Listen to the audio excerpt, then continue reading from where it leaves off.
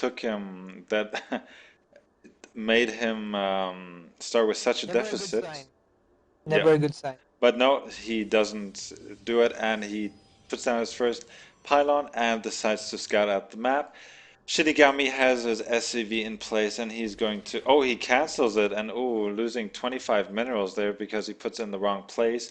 Not a good start. Maybe Shinigami is a bit nervous. After the first game, he thought this might be an easy series win for him, but Montauk came back and made it 1-all.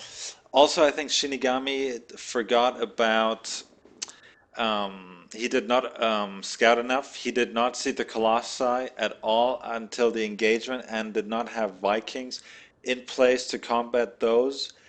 As well as his micro was a bit lackluster. He just had all his Marauders clumped up and led to die to Storms and to Zealots as Shinigami takes a 13 gas, and Montauk will find his opponent first, and he will be going around his base to see what he's up to, or he's going to be annoying to harass that SCV building the barracks, but he opts to scout around the base. He will see the gas and no shenanigans, everything where it should be, as the SCV is now moving out for Shinigami. Right. We see Shinigami opting to wall off. We don't see a lot of this by Terrans versus Protoss, mostly against Zerg only. We do see Shinigami's scouting SCV finally going out, heading to the right direction, and you will see Mantalk's Nexus after Warp Gate. After Gate, sorry. Yeah, and again, Manta going for his weird no forge expand, getting the forge after he's expand. And if Shinigami wants to, he can throw down maybe a couple of Raxes and apply some early pressure as we see the first Marine out. But I might want him to get a faster tech lab to get that concussive shell out so he can float. He can kite those zealots, but I think Shinigami might expand as well. Let's see what these players will give us as the cybernetics core is about halfway done. You know what, the winners? If I play Terran, and if I see that the Protoss is expanding this fast, I would drop down 2 barracks at this position and just pump out Marines and go and kill it off. That's There's no reason Shinigami wouldn't do that, and there's nothing Mantok would possibly do to stop it. We do see Shinigami opting to take up instead, building his factory. So we might see our very first 1-1-1 build. yes, but I think Shinigami um, is not handling this correctly as we see a Hellion coming out Look at of. the left. Look at the left of the map, winners. We see a proxy starport Ooh. by our Terran Shinigami, but we see a zealot there. Did the zealot see it? No, no, he did not. I'm checking Montauk's vision and does that, Yeah, oh no but no oh, oh is it? now he sees it. Oh, he did He does see see it. it, but did he notice it? No, no, no. Now he saw it. Yes, yes. He He Montauk. definitely knows. Yes, yes, he does. As we see a Hellion making its way across the map. But as I said, as you said, you're a Terran. I'm a Terran. If I see Shinigami, excuse me, the Protoss expanding without a forge, I mean, I'm just gonna go straight in there, no questions asked. As we see another two warp gates going down for our Protoss, and now being denied this proxy starport, Shinigami is behind. His expansion is behind, and I'll let you talk for a while. Let's see what he does transition out of this. Definitely, his plan for this game is definitely in shambles now. He did drop his command center, so he's not in too bad of shape.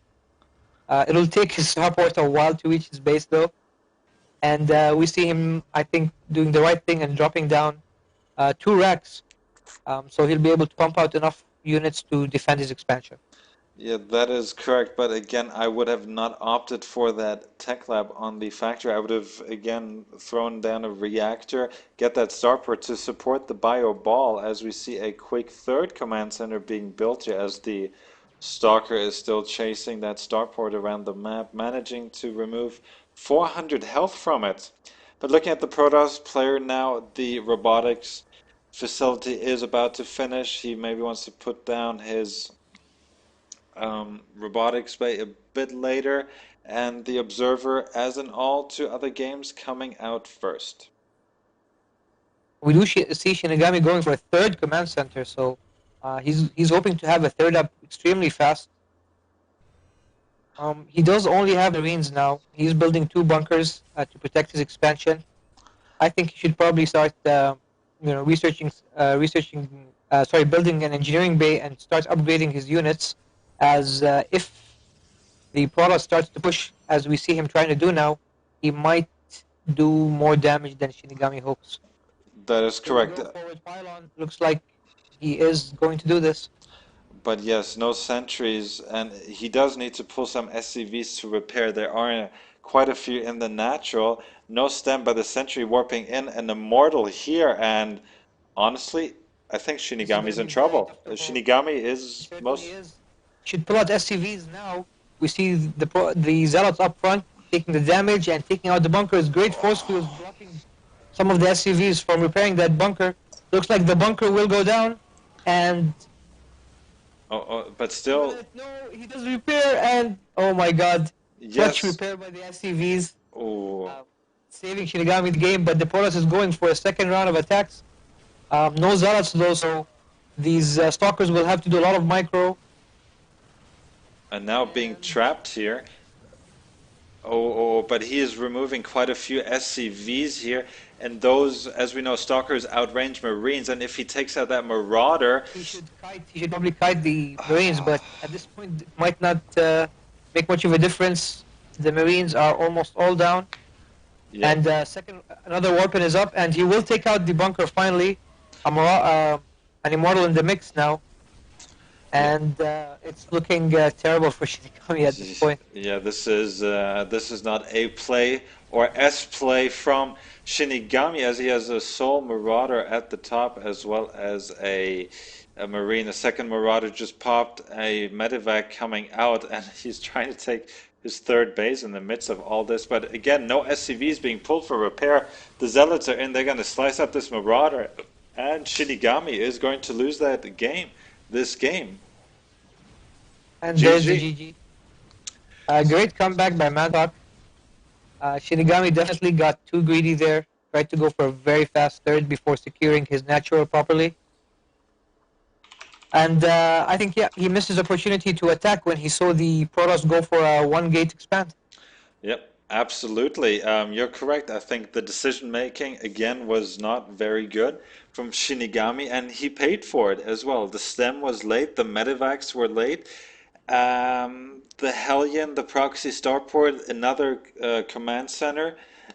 I don't know. I don't think he did the right thing, and he definitely paid for it. He didn't pull SCVs when he had to, and Shinigami finally asking, when is my next game? Well, Shinigami, I'm sorry, but you're out of the tournament. It is a knockout, right? Yes, yes. Okay, so no losers brackets. Uh, okay, so yeah, Dan is actually in game. His opponent didn't want to wait for us, so I just told Dan that he better win because I want to cast one of his games. So let's see who else is in game. Let's Um, tell our viewers, Mishi, that there are some games which we are going to miss as we can only cast one game at a time. So during the week, maybe once or twice or as many times as my buddy Winters likes, we'll be taking the replays from the players and casting the games we missed throughout the week. So please tune in to those in case you were wondering how the other games fared out. and now Exothermic is saying that he's going to play Mantug, and Mantug's like, uh-oh, I'm in trouble. And Yeah, he should be worried. yeah. Exothermic is the Masters class player, the winner of two consecutive weekly cups. Definitely the favorite here. Okay, Exothermic, please invite. And we have a grand total of 11. And I'm quickly going to update the stream as I want more people watching this. So just bear with me for a second here. I'm just going to update this. The broadcast was updated successfully, switching back to channel. And I am in the game winners, so yep, I'm in the might be game as well. I am okay. done. Yep, everything is good. Yep, we're all in. Exothermic versus Mantalk on Crossfire. And On Mantalk, Crossfire, yes. Our first map in all of these best of threes in the first round of the MENA Starcraft 2 Weekly Cup. and yes, Shinigami is, he doesn't want to spectate, so, but Shinigami was lagging.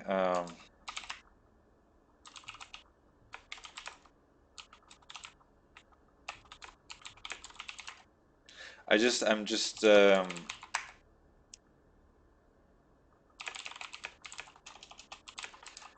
he might slow down the game again.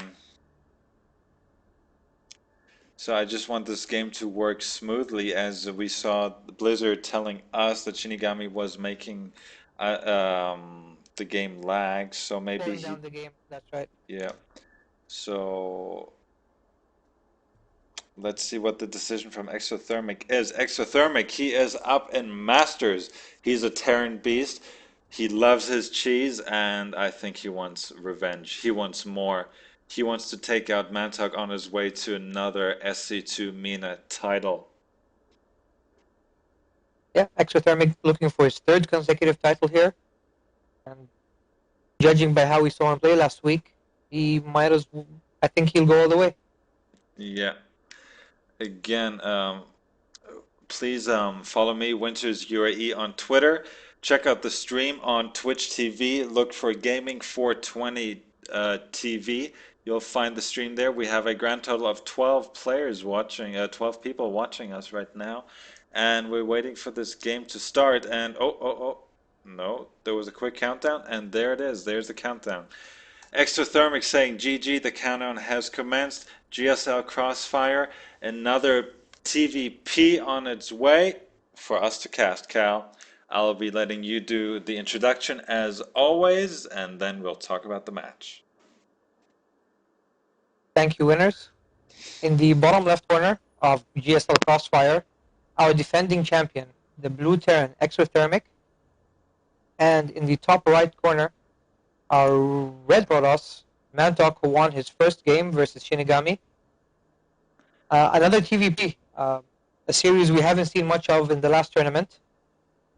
That's By the right. way, I am Cal, also known as Twidno. Joining me, as always, my good buddy Winners. That's right. We try to give you the best casting experience out here in the Middle East and North Africa, as our gaming community is not quite as developed as in the US, in Europe, and we're not even going to mention Korea because it is off the hook in Korea. But we are trying to change this here as we see Exothermic putting down his supply depot at the ramp. So looks Exothermic, like Exothermic is planning to wall off.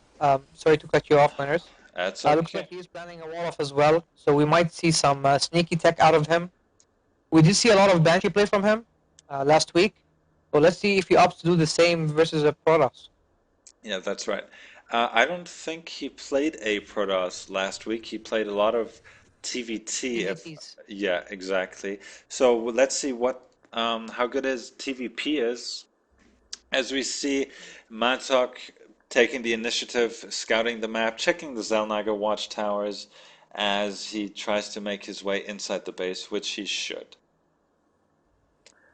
As there is That's right. the 13 Both players gas. with very standard openings. Both players going for their gas. And we see the probe reaching the Terran base. Gonna scout around, spot the gas, get an idea, probably understand that Exothermic is not planning for any 1 or 3 racks expansion just yet. Probe still going around, but yeah, like I said, Exothermic does wall off his ramp, and this probe's meant to die. Yeah.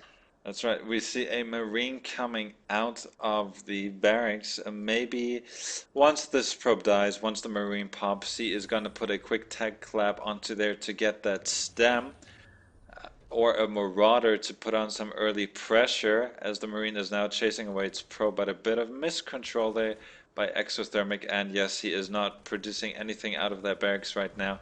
He wants to chase out that probe, and hopefully now we see Tech Lab out of it, and no, the reactor is going to come down. Are we gonna see a bit of Hellion play here? Probably not